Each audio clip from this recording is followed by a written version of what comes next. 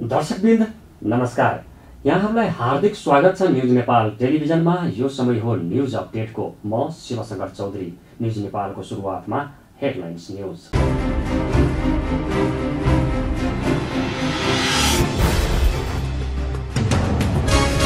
जनता पार्टीको जिम्मेवारी पूरा गर्न सबै दल एक ठाउँमा उभिएर राष्ट्रिय अठोट गर्नुपर्ने अहिलेको आवश्यकता रहेको कांग्रेसको तर्क। कोरोना रोकथाममा सरकारले ध्यान दिन नसकेको आरोप। लकडाउनलाई सहज बनाउँदै लैजाने विषयमा तयार गरेको मस्यौदामाथि उच्च स्तरीय समितिमा छलफल। पहिलो चरणमा उद्योग कल कारखाना सँगै विकास निर्माणका कामलाई सहज बनाइने। रुकुमको घटनाको दोषीलाई उन्मुक्ति दिन नहुने भन्दै संयुक्त राजनीतिक दलित संघ समितिद्वारा काठमाडौँमा प्रदर्शन। घटनाको सूक्ष्म अनुसन्धान हुन नसकेको आरोप। एमसीसी सम्झौता संसदबाट अनुमोदन गर्न नहुने भन्दै काठमाडौँमा प्रदर्शन। एमसीसी खारिज गर्न युवा संगठनहरूको माग। नागरिक उड्डयन प्राधिकरणद्वारा चार्टर विमान उडानमा रोक। ट्राभल्स एजेन्सी र एयरलाइन्सलाई चार्टरका लागि बुकिङ नगर्न निर्देशन। कोरोना संक्रमणबाट विश्वमा मृत्यु हुनेको संख्या 4 लाख नाघ्यो। संक्रमितको संख्या करिब 70 लाख।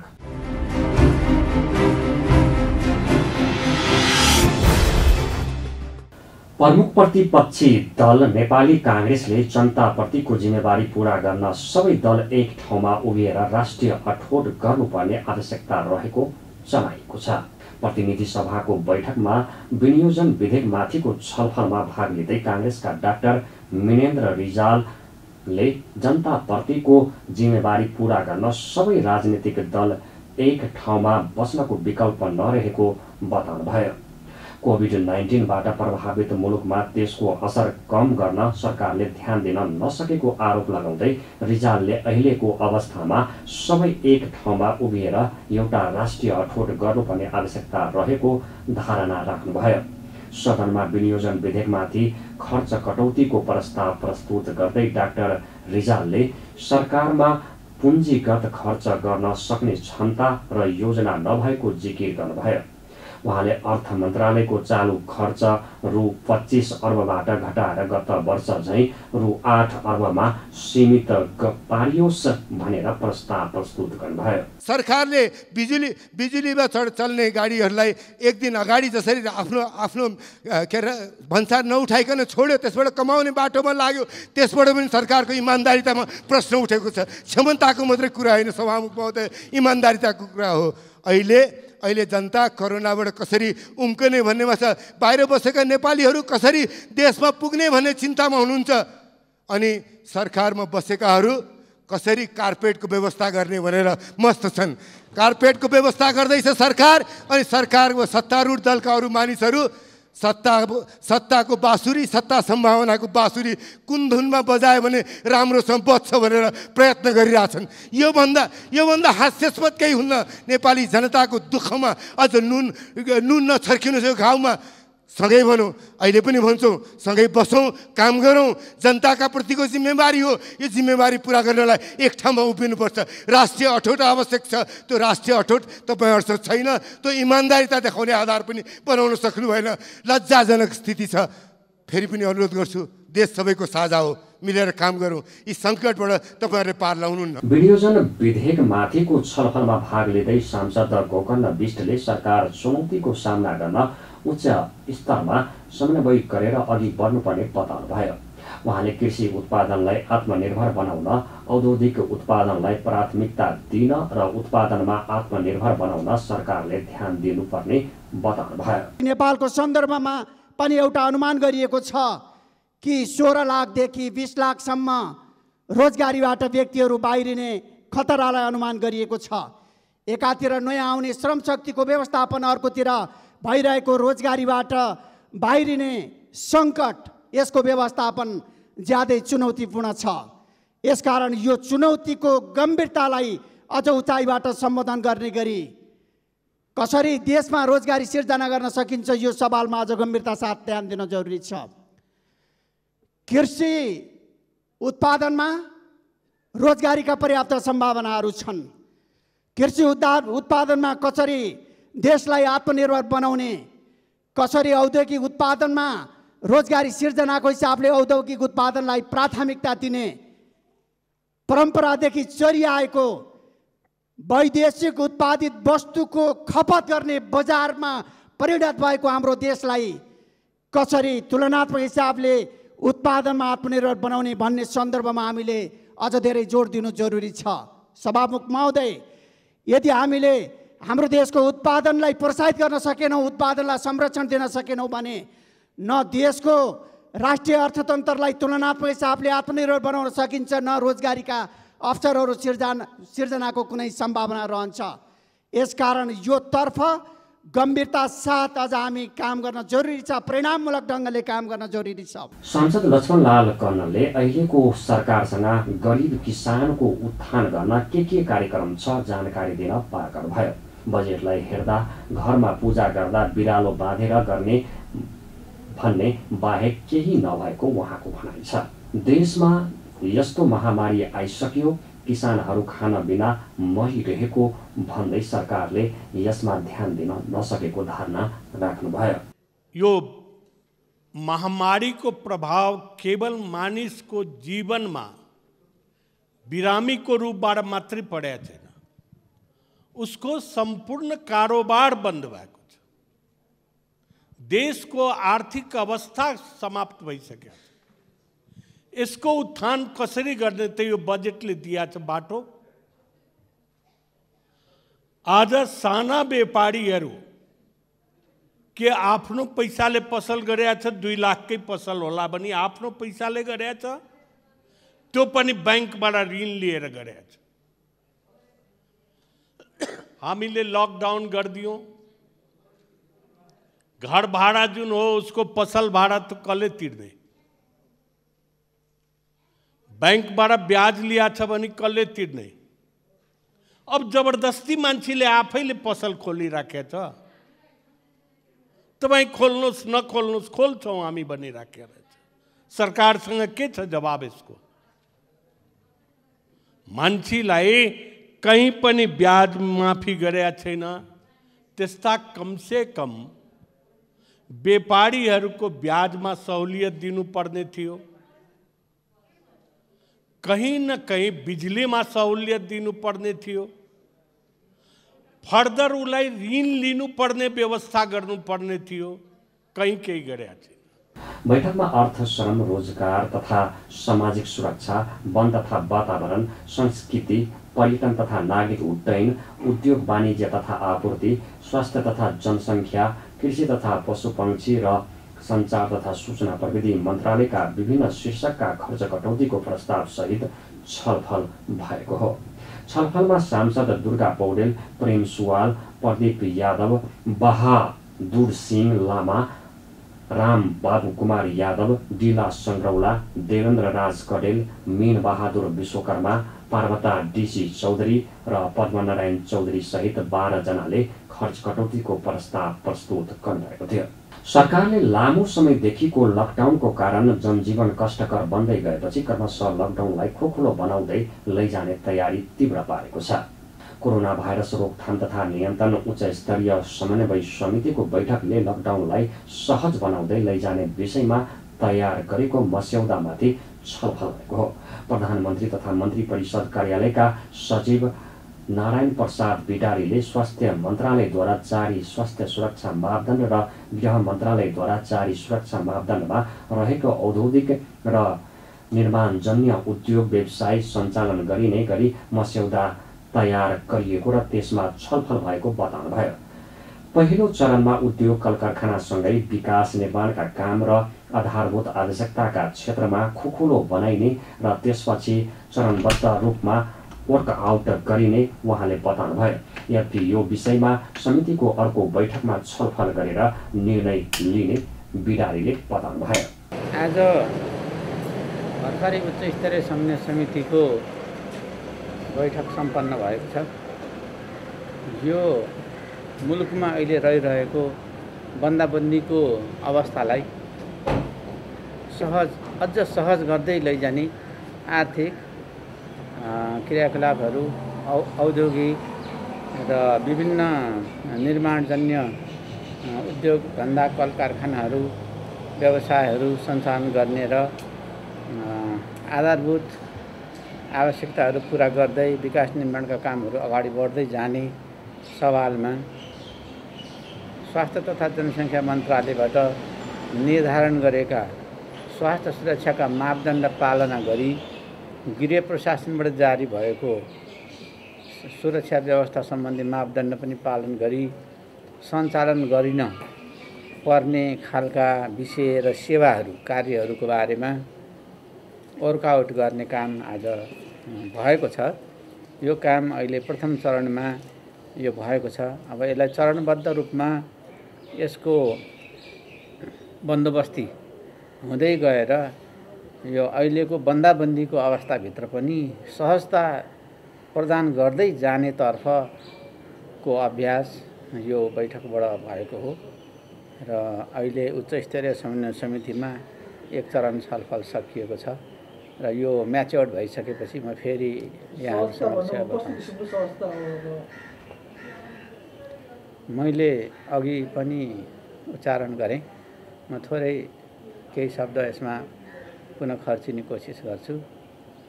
आर्थिक क्रियाकलापहरू, बैंकिङ कारोबारहरू, कृषिजन्य उद्योग व्यवसायहरू र अत्यावश्यक सेवाका क्षेत्रहरू, उपचार तथा अस्पताल तथा प्रयोगशाला आदि लगायतका क्षेत्रहरू, यिनी व्यवस्थाहरूलाई सहजता दिलाउँदै अगाडि बढ्ने, क्रमशः सहजता दिलाउँदै चरणबद्ध रूपमा यसलाई सहजीकरण गर्दै जाने तर्फको अहिले कार्ययोजना मस्यौदा तयार भएर त्यस उपरको छलफल भर्खर सम्पन्न भएको छ। तर छलफल आजको लागि स्थगित भएको हो, छलफलै सम्पन्न भएको छैन। फेरि पनि अर्को चरण अर्को दिन माननीय उप प्रधानमन्त्रीज्यूको संयोजकत्वमा उहाँको निर्देशनअनुसार फेरि बैठक बस्छ र यसलाई अन्तिम रूप भएपछि बल्ल यो अगाडि जान्छ। अहिले हामी अभ्यासकै चरणमा छौँ। हालै बसेको मन्त्री परिषद बैठकले लकडाउनको मोडालिटी तय गर्न समितिलाई निर्देशन दिएको थियो। नेपालमा चैत्र 11 देखि लकडाउन लागू भएकोमा पटक पटक लम्ब्याउँदै गएको छ। पछिल्लो समय 32 जेठसम्मका लागि लकडाउन कायम गरिएको छ। नागरिक उड्डयन प्राधिकरणले कूटनीतिक माध्यमबाट हुने चार्टर उडान बाहेक सबैमाथि रोक लगाइएको छ। विपदका बेला अन्तर्राष्ट्रिय चार्टर उडानका नाममा एयरलाइन्स र ट्राभल्स एजेन्सीले मनपरी भाडा वसुल्न थालेपछि नागरिक उड्डयन प्राधिकरणले कूटनीतिक माध्यमबाट हुने चार्टर उडान बाहेक सबैमाथि रोक लगाइएको हो। प्राधिकरणको एयर ट्रान्सपोर्टेसन डिभिजन प्रमुख सचिव भक्त पोखरेलले सूचना जारी गरी ट्राभल्स एजेन्सी र एयरलाइन्सलाई चार्टरका लागि बुकिङ नगर्न निर्देशन दिनुभएको हो। सरकारसँग अनुमति नलिई टिकट बिक्री गर्दै चार्टर हुन थालेपछि संस्कृति पर्यटन तथा नागरिक उड्डयन मन्त्री योगेश भट्टराईले प्राधिकरणलाई चार्टर उडानमा कडाई गर्न निर्देशन दिनुभएको थियो। अन्तर्जातीय प्रेम सम्बन्धका विषयमा रुकुमको चौरजहारी नगरपालिका 8 सोतीमा भएको घटनाको दोषी उन्मुक्ति दिन र दोषीलाई उन्मुक्ति दिन नहुने भन्दै संयुक्त राजनीतिक दलित सङ्घर्ष समितिले काठमाडौँमा प्रदर्शन गरेको छ। रुकुमको चौरजहारी नगरपालिका 8 सोतीमा जाजरकोटको भेरी नगरपालिका 4 का दलित युवालाई गाउँलेले लखेटेपछि भेरी नदीमा परेर मृत्यु भएको घटनाको दोषीलाई कडा कारबाही गर्नुपर्ने भन्दै समितिले माइती घरमा वृहत प्रदर्शन गरेका छन्। प्रदर्शनमा विभिन्न दलका नेता सांसद लगायतको सहभागिता थियो। उनीहरूले उक्त घटनाको अनुसन्धान गहिराईमा हुन नसकेको आरोप पनि लगाएका थिए। जातीय नरसंहारकारीहरूलाई हदैसम्मको कारबाही गर्नुपर्ने भन्दै उनीहरूले नाराबाजी गरेका थिए। काङ्ग्रेस सांसद प्रकाश रसाइलीले उक्त घटनाको दोषीलाई उम्काउन सक्ने देखिएको बताउनुभयो। संसदीय समिति गठन गर्ने घोषणा भए पनि अझै पनि गठन हुन नसक्नु दुःखद भएको उहाँको भनाइ छ। उहाँले घटनामा संलग्नलाई कडा कारबाही नभएसम्म सडक र सदनबाट निरन्तर खबरदारी गर्ने जिकिर गर्नुभयो। सरकारले अनुसन्धान प्रक्रिया अगाडि बढेको छ। अनुसन्धान जसरी हुनुपर्थ्यो, घटनाको गहिराईमा पुग्नुपर्थ्यो, सरकार घटनाको गहिराइभन्दा दोषीलाई उम्काउन सक्ने सम्भावना, घटना डाइभर्ट हुने सम्भावना भएको कारणले हामीले सडकदेखि सदनसम्म हाम्रो खबरदारी जारी रहन्छ होइन। त्यसैले चाहिँ अहिले पनि संसदमा के हो भने संसदले सभामुखले प्रतिबद्धता जाहेर गर्नुभयो, त्यसमा सहमति जुटाउने प्रक्रिया भइरहेको छ। हामीले खोज्यौँ के हो भने संसदीय समितिको नेतृत्व दलित समुदायकै सांसदले नेतृत्व गर्नुपर्छ भन्ने कुरा हो। र तपाईँहरूले थाहा पाउनु हो महान्यायाधिवक्ताको के अरे आवाज संसदीय समितिमा बोलेको कुरा, गृहमन्त्रीले बोलेको कुरा, पछिल्लोपल्ट किशोर नेपालले बोलेको कुरा हामी व्यापक मिडियामा आएको छ। त्यो घटनाले झन् हामीलाई दुखित पनि बनाएको छ, सशङ्कित पनि बनाएको छ। जबसम्म दोषीहरू कानुनको कटघराबाट हिरासतमा पुग्दैनन्, जबसम्म पीडितका परिवारले चाहिँ आत्मसन्तुष्टि हुने गरी न्याय पाउँदैनन्, तबसम्म सडक र सदनको खबरदारी हाम्रो जारी रहन्छ, त्यो निरन्तर जारी रहन्छ। सरकारले आफूले अनुसन्धानकै प्रक्रियामा छ। सरकारमाथिको अनुसन्धान, सरकारले अनुसन्धान पनि सही ढङ्गले गरेको छ कि छैन, घटनाको गहिराइमा पुग्यो कि पुगेन, कहीँ कतै दोषीलाई उम्काउने, ढाकछोप गर्ने, राजनीतिकरण गर्ने सम्भावना भएको हुनाले हामीले संसदीय समितिको माग गरेका हौँ। संसदीय समिति गठन हुने प्रतिबद्धता संसदको सभामुखले व्यक्त गर्नुभयो, तर त्यो गठन भइसकेको छैन। तीमाथि निगरानी राख्ने निकाय पनि संसदीय समिति हो। सरकारमाथि र स्थानीय प्रशासनमाथि, स्थानीय अनुसन्धानमाथि निगरानी राख्ने कुरा त संसद हो।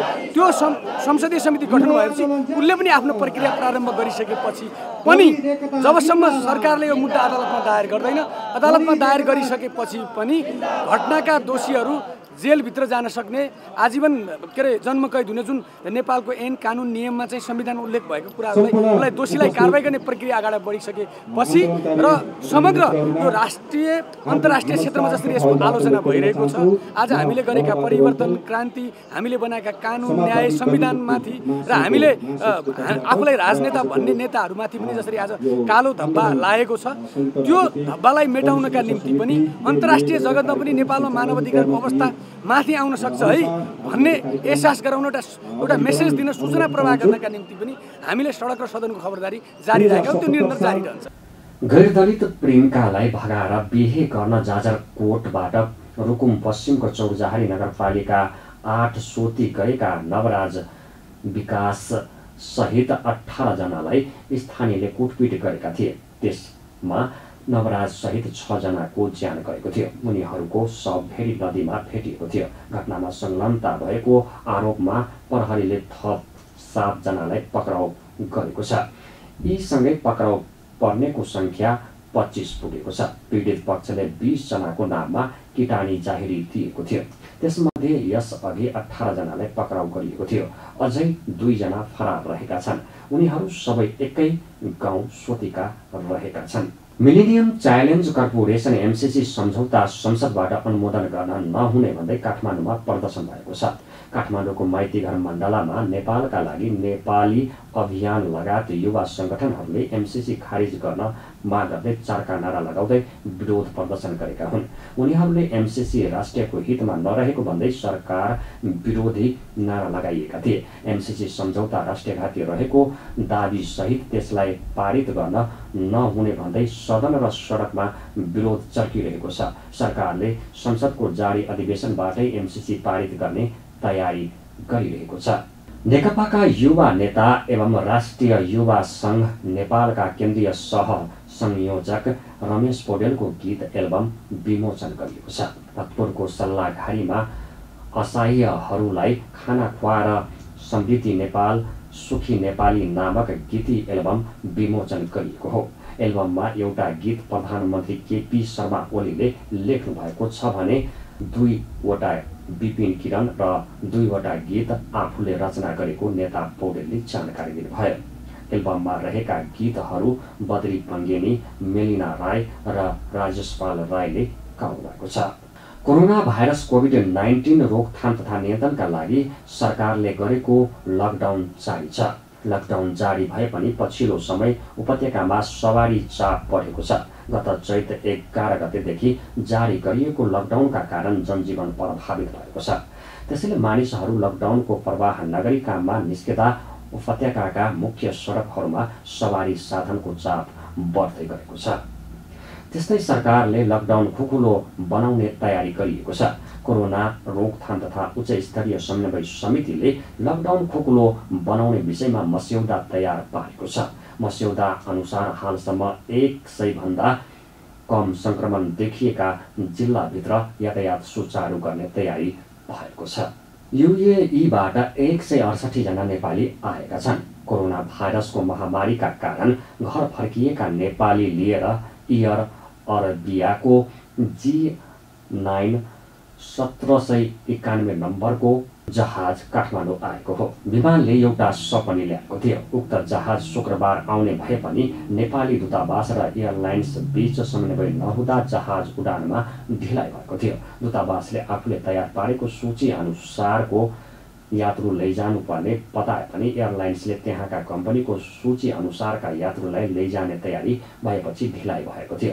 उनीहरूलाई विमानस्थलबाट प्रदेश अनुसार होल्डिङ सेन्टरमा लगिएको थियो। यसअघि शुक्रबार बिहान म्यानमारबाट 26 जना नेपाली फर्किएका छन्। कोरोना भाइरसको संक्रमणबाट विश्वभर मृत्यु हुनेको संख्या 4 लाख नाघेको छ। आइतबार बिहानसम्मको तथ्याङ्क अनुसार मृत्यु हुनेको संख्या 4,01,000 नाघेको छ। यसैगरी संक्रमित हुनेको कुल संख्या 69,66,000 नाघेको छ। तथ्याङ्क अनुसार संक्रमित मध्ये 34,06,000 जनालाई भने उपचारपछि निको भएको छ। अझै पनि विश्वभरमा 31,58,000 जनामा संक्रमण छ। ती मध्ये 98% को स्वास्थ्य अवस्था सामान्य छ भने 2% को अवस्था गम्भीर रहेको छ। विश्वमै सबैभन्दा धेरै अमेरिकामा 1,12,000 जनाको मृत्यु भएको छ। यसैगरी ब्राजिलमा 35,900 को मृत्यु भइसकेको छ। यसैबीच लकडाउन खुकुलो बनाएकै कारणले ब्राजिल अहिले कोरोना भाइरसबाट संक्रमित हुने दोस्रो धेरै संख्या रहेको देश बन्न पुगेको छ। हामी न्यूज अपडेटको अन्तमा आइपुगेका छौँ। जाँदा जाँदै हेडलाइन्स न्यूज पुनः एकपटक।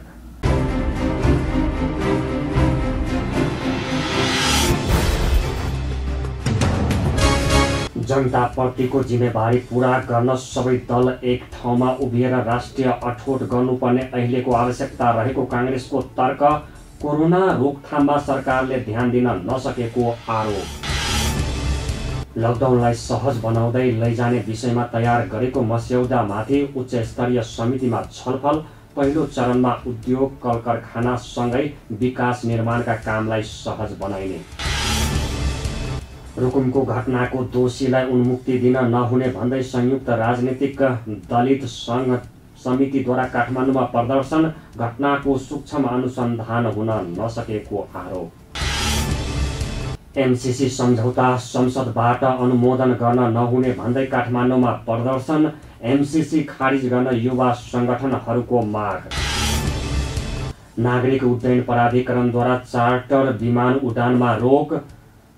ट्राभल्स एजेन्सी र एयरलाइन्सलाई चार्टरका लागि बुकिङ नगर्न निर्देशन। कोरोना संक्रमणबाट विश्वमा मृत्यु हुनेको संख्या 4 लाख नाघ्यो। संक्रमितको संख्या करिब 70 लाख।